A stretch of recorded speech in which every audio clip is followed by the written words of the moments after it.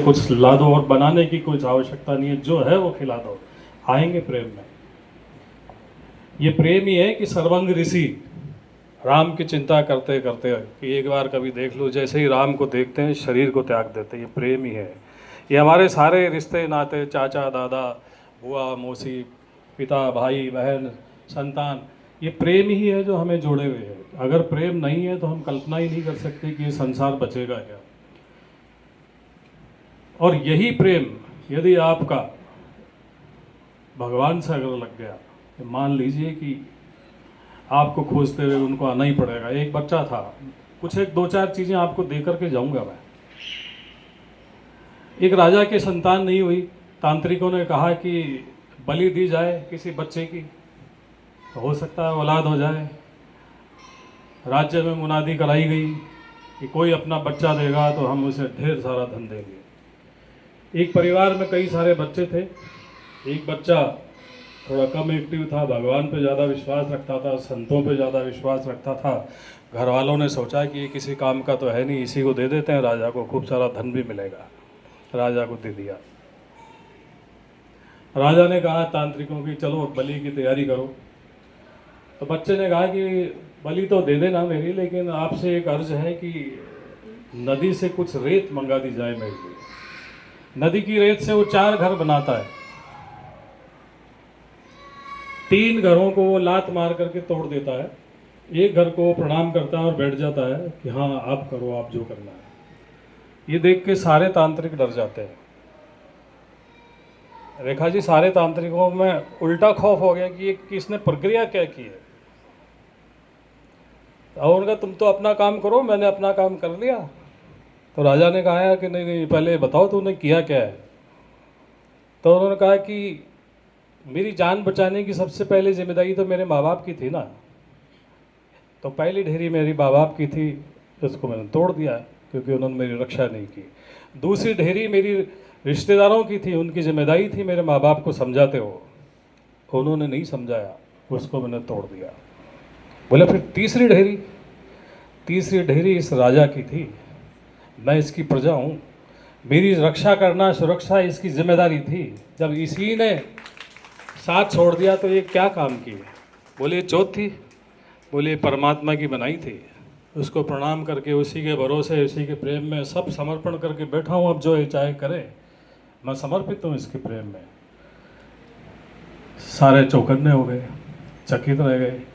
राजा भी घबराया।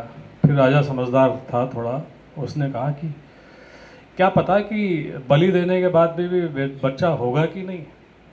इतना समझदार बच्चा, भगवान के प्रति इतना प्रेम, मैं इसी को गोद ले लेता हूँ। उसको गोद लेकर के राजकुमार गोद, ये होता है प्रेम। प्रेम हमारा समर्पण है। प्रेम में राजे महाराजे राजपाट छोड़ करके वन को चले जाते हैं। प्रेम में साधारण मनुष्य भवसागर पार कर जाता है।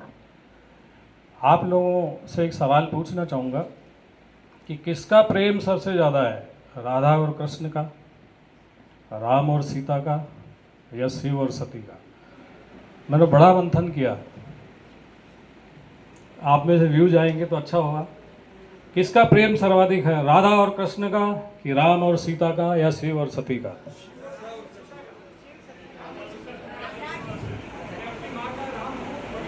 तीनों पे बात कर लेते हैं। राधा को कृष्ण छोड़ करके चले जाते हैं और 80 साल तक अलग रहते हैं, सुध भी नहीं लेते, क्योंकि कृष्ण वो है जिस पे कृपा करते हैं उसका सब कुछ हर लेते हैं, उसके पास कुछ नहीं छोड़ते। राधा का भी सब कुछ हर के चले गए, बस इतना सा ही छोड़ा कि जिंदगी भर वो उसे उन्हें याद करती रहे। शिव सती के दक्ष के यज्ञ में कूद जाने के बाद सब कुछ विध्वंस तो कर देते हैं और उसके शव को उठा करके पूरे ब्रह्मांड में क्रंदन भी करते हैं।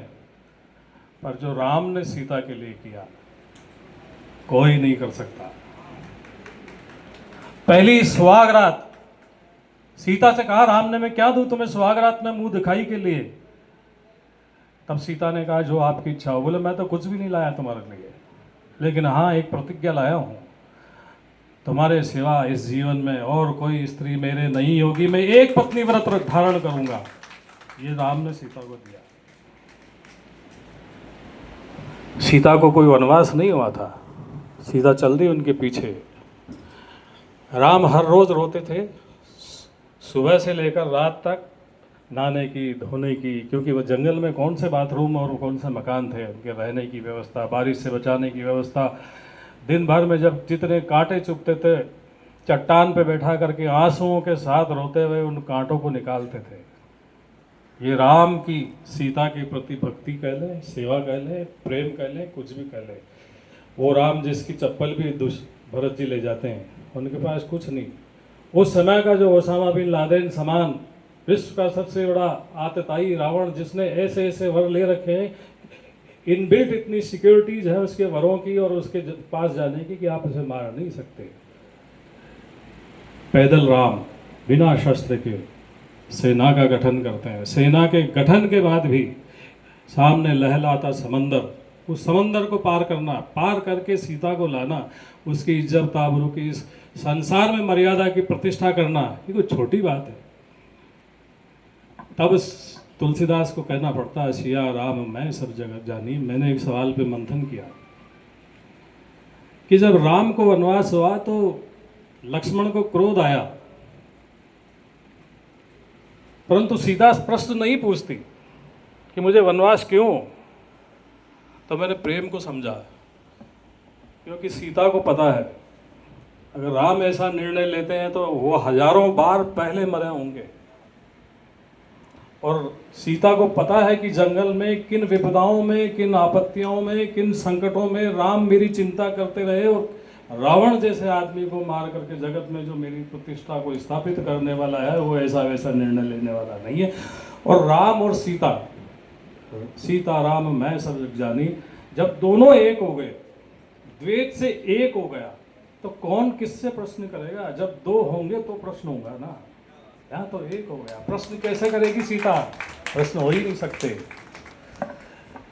सीता के वनवास जाने का एक और कारण है जो आनंद रामायण में आपको मिलेगा, कि जब राम का कार्यकाल पूरा हो गया तो स्वर्ग में चर्चा चली कि अब भगवान को अपनी लीला समेट करके वापस लौटाना चाहिए। तब दशरथ जी वही थे, तो उन्होंने कहा कि फिर मेरी बेटी सीता और मेरे बेटों की कितनी आयु है। तो बताया गया कि अभी 1000 साल उनकी बाकी है। तो उन्होंने कहा कि 1000 साल तक मेरी बेटी क्या विधवा का जीवन जिएगी। तो उन्होंने कहा ये तो गलत है। वो सबके पास पहुँचे, ब्रह्मा जी के पास पहुँचे, तो ब्रह्मा जी ने कहा कि भाई आयु तो बढ़ाई नहीं जा सकती, लेकिन एक तरीका है, तुम क्योंकि असमय मर गए थे तो तुम्हारी 1000 साल की आयु अभी भी बाकी है और तुम इधर उधर घूम रहे हो। क्योंकि जब राम जी वनवास में थे तब 3 बार दशरथ जी की मुलाकात हुई थी उनके, तो तुम्हारी 1000 साल की आयु अगर तुम राम को दे देते हो तो उनकी 1000 साल की आयु बढ़ जाएगी और तुम भी इस योनि से मुक्त हो जाओगे। तब दशरथ अयोध्या आते हैं, राम राज का चला रहे होते हैं, तब वो बुला करके कहते हैं कि ऐसी ऐसी बात है और मैं चाहता हूँ कि तुम मेरी 1000 वर्ष की आयु ले लो, तो सीता भी विधवा नहीं रहेगी और मैं भी इससे मुक्त हो जाऊँगा। तब वो कहते हैं राम कि मुझे सीता से पूछना होगा। सीता के पास जाते हैं और पूछते हैं कि पिताजी ऐसा कहते हैं। तब सीता जी ने बड़ा अच्छा उत्तर दे दिया कि मृत्यु तो से अच्छा तो हर हाल में जीना है, तो आप कहीं पे भी रहेंगे, ये धरती पर तो रहेंगे, तो आप वो आयु ग्रहण कर लीजिए। राम जी वापस लौट करके आते हैं, उस आयु को ग्रहण करते हैं। दशरथ जी के शरीर से ज्योति निकलती है। दशरथ जी ये मांगते हैं कि वही चतुर्भुज रूप जो मैंने मनु और शत्रुपा के रूप में तपस्या करते हुए आपका पाया था, उसी के मुझे दर्शन करा दीजिए। राम वही दर्शन करवाते हैं। दशरथ जी की 1000 साल की आयु एक ज्योति के रूप में राम जी के अंदर प्रवेश करती है।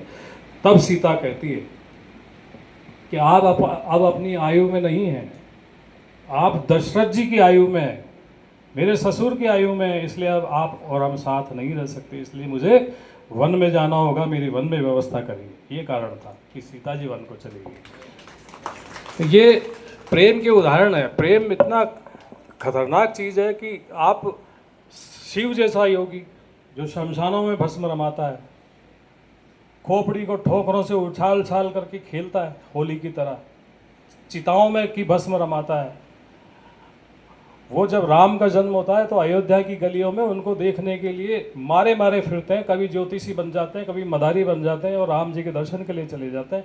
और यही वो तब करते हैं जब कृष्ण जी पैदा होते हैं, तब न जाने कौन कौन से रूप में वो कृष्ण के दर्शन सन्यासी बन करके चले जाते हैं।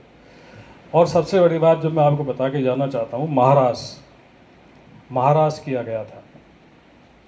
अलग अलग लोग अलग अलग बातें करते हैं, लेकिन प्रेम का इतना उत्कृष्ट रूप वो भी इस भारत में, और हम आज तक समझ ही नहीं पाए। 26,000 गोपियाँ, गोपियाँ कौन थी? गोपी, जो इंद्रियों को पी ले वो गोपी है। राम के समय त्रेता में सारे ऋषियों ने कहा कि आपने सब कुछ दिया लेकिन हमें भक्ति नहीं दी। भक्ति उन्होंने केवल शबरी को दी, ऋषियों को तृप्ति नहीं हुई। तब राम ने कहा कि मेरी मर्यादा थी, मैं राज पुरुष के रूप में सारी मर्यादाओं का निर्वहन करना था, तुम द्वापर में आओ, तुम्हें मैं भक्ति सिखाऊंगा। तो सारे ऋषि गोपी के रूप में आते हैं और उन्हें भक्ति सिखाने के लिए महारास का आयोजन होता है, जहाँ कृष्ण हजारों रूपों में हर एक के साथ है। अब प्रश्न ये उठता है कि क्या एक आदमी इतने रूपों में रह सकता है? रह सकता है। ये हमारी योग की विद्या है, जिसको ब्रह्मांड भेदन विद्या कहते हैं। इस विद्या को जानने के बाद एक आदमी अनेक रूपों में रह सकता है। ये मुझे जब तब पता लगा जब मैं राजस्थान सिविल सेवा अपील ट्रिब्यूनल में रजिस्ट्रार था और किसी ने मेरे पे प्रेत का प्रयोग किया था, तो मुझे पता लग गया और मैंने अपने मंत्रों से उसको भगा भगू दिया। तो एक लंबी कहानी है। तब मैं अपने गुरुदेव से बात कर रहा था तो उन्होंने कहा कि वो तो तुमने भगा दिया। मैंने कहा आपको कैसे पता? आप तो 200 किलोमीटर दूर हो। उन्होंने कहा वो गया। मैंने कहा फिर भी? बोले हम एक ही बार में हम कई कई जगह रहते हैं। तब मुझे पता लगा कि ये भी इसमें सिद्धस्त है। तो ब्रह्मांड भेदन विद्या के साथ कृष्ण भगवान हर एक गोपी के साथ थे और वो ये समझ रही थी गोपी ये सिर्फ मेरे साथ है। और सबसे बड़ी बात,